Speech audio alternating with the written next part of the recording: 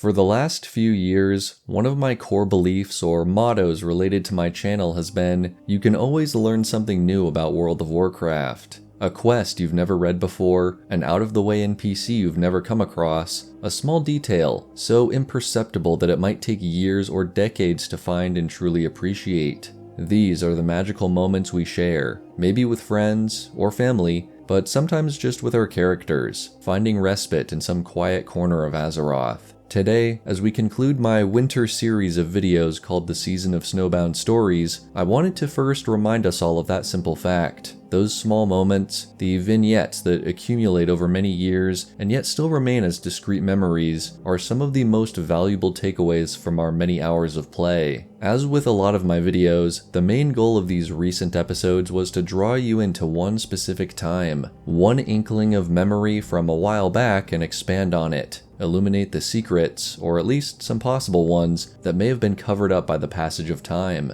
Approaching a quest or object made 20 years ago and continuing to ask, why? And hey, you even got a few glimpses of Jediwarlock lore on the side, with the 3 interludes allowing me to experiment with smaller segments of more personal content in between the larger time commitments and research projects. As with many pieces of complex media, there are always more layers to discover within games, more interpretations to derive, and that's one of the most profound things about video games as a form of art. Subjective, sure, but with rational theories, exploration, and attention to detail, an entirely new dimension can be uncovered between the text and environments of the game. I'm working a full-time job now, and making theories about WoW requires playing WoW, of course, but the combination of 13 years of experience, a sizable backlog of video ideas, and continuing to hear from so many of you who share your thoughts means there is much more to look forward to this year. Which brings us to the future.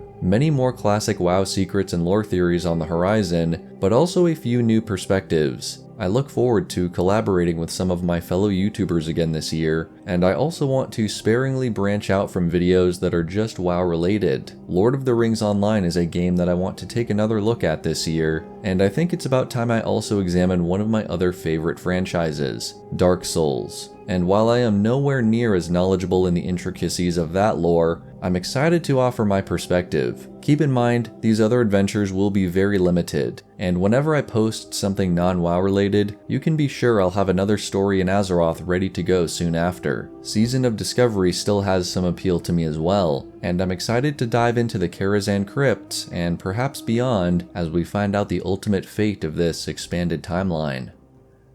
You can always learn something new about World of Warcraft. Whether it's something you find on your own or you learn from one of my videos, I'm happy we continue to find and share new details 2 decades and counting. Thank you all very much for watching, and until next time, may the Force be with you.